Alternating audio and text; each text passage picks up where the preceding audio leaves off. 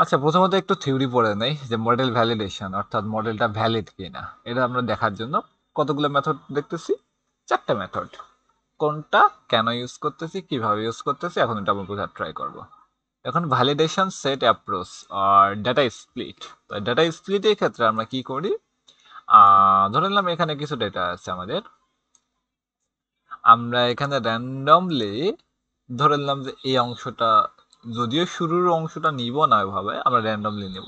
কথার কথা ধরে নিলাম যে এখানে 2 অংশে ভাগ করলাম ডেটাটা।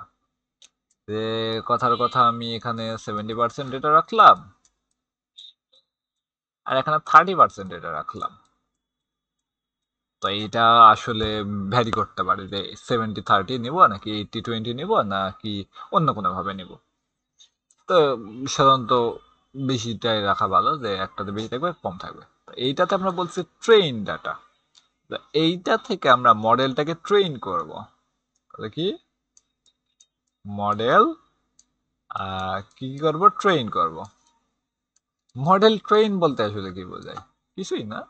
যে আমরা একটা রিগ্রেশন মডেল নিলাম y equal to alpha plus beta X, এটা একটা নিলাম প্লাস ইপসাইলন। কথার কথা।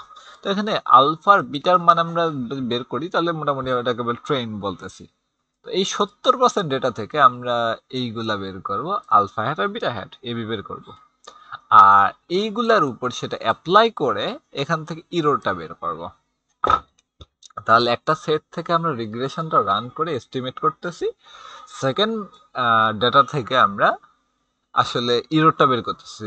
যে এতক্ষণ তো আমরা ট্রেন হলো বা এতক্ষণ এইগুলার উপর থেকে বের করলাম। তো এখন আমরা কি করব, বাকি যে ডেটা আছে ওটার উপর অ্যাপ্লাই করে দেখি যে কেমন পারফর্ম করতেছে। যদি দেখি যে ভ্যারিয়েন্স আমার মানে সাম অফ স্কোয়ার ইরোরটা বা মিন সাম অফ স্কোয়ার ইরোরটা কম থাকে তাহলে ভালো, এমএসি। যদি কম হয় তাহলে ভালো। তো এক্ষেত্রে সমস্যাটা কি, সমস্যাটা হলো যে আমরা যে টেস্ট, যে এই ট্রেন ডাটা থেকে যে একটাতে করতেছি আর টেস্ট ডাটা একটাতে নিচ্ছি, তো এখন কোনগুলাকে ট্রেন আর কোনগুলাকে টেস্ট নিয়েছি এর উপর ভিত্তি করে আসলে ঝামেলা হয়ে যেতে পারে। কিরকম ঝামেলা? এখানে কি আছে?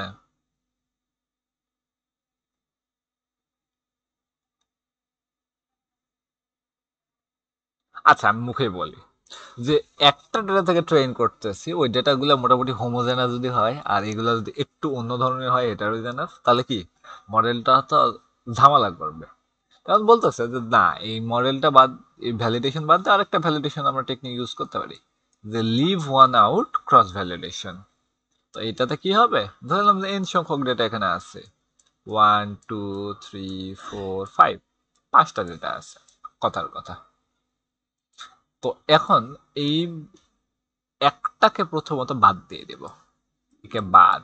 এই যে বাকি এইখান থেকে আলফা বিটা বের করব, করে এইটার উপরে মেরে দেব যে এখান থেকে ইরোর কত আসে। এরপর একবার তো হলো, এরপর 2 নাম্বারটাকে বাদ দেব, এই বাকিগুলার উপরে আসলে আলফা বিটা বের করব আর এটার উপর এখানে ইরোরটা চেক করব, একে ওয়াই হিসেবে ধরে। তারপর 3 নাম্বারটা, এভাবে আসলে এন বার আমরা এই জিনিসটা ক্যালকুলেট করব। তো ওইখান থেকে আসতেছে আমাদের leave one out cross validation. এখানে leave one data point and build the model on the rest of the data set. Test the model against the data point that is left out at step 1 and record the test error associated with the prediction. যে এখান থেকে আমরা যে ইরোটা পাবো ওটাকে record করে রাখবো, এরপর রিপিট করবো প্রতিটা ডেটা পয়েন্টের জন্য। তো compute the overall prediction error by taking the average. তাহলে এভারেজ এররটা কেমন আসতেছে ওইটা আসলে বের করব।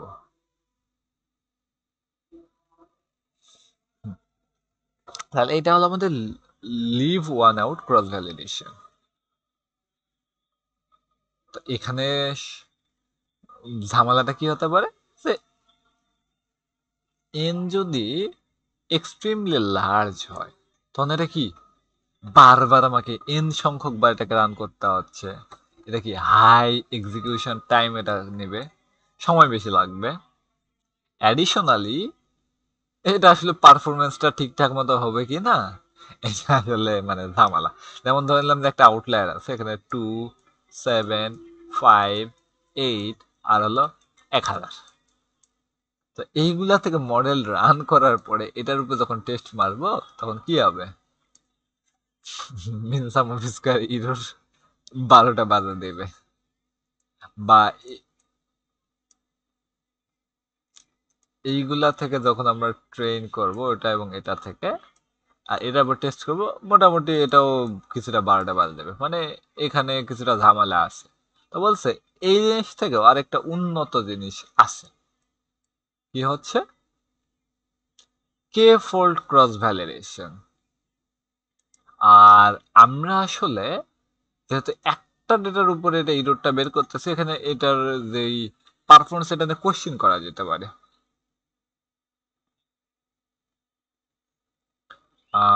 This might result a higher variation in the prediction error. তো এই জন্য আমরা কি করব, যে কে ফোল্ড ক্রস ভ্যালিডেশন। তো কে ফোল্ড ক্রস ভ্যালিডেশনের জন্য আমি একটা গ্রাফ এখানে নিয়ে আসলাম। আচ্ছা, এখান থেকে আমি ফুল স্ক্রিন অন করি। ওকে,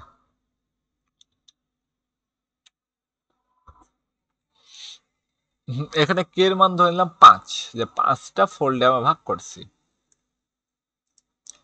5টা ডেটা পয়েন্টে। প্রথমত একে আলাদা করে রাখবো, এই যে বাকি 4টা আছে এই 4টা হবে আমার ট্রেন ডাটা সেট, মানে এখান থেকে আলফা বিটা ক্যালকুলেট করব এবং এইটার উপরে টেস্ট করব।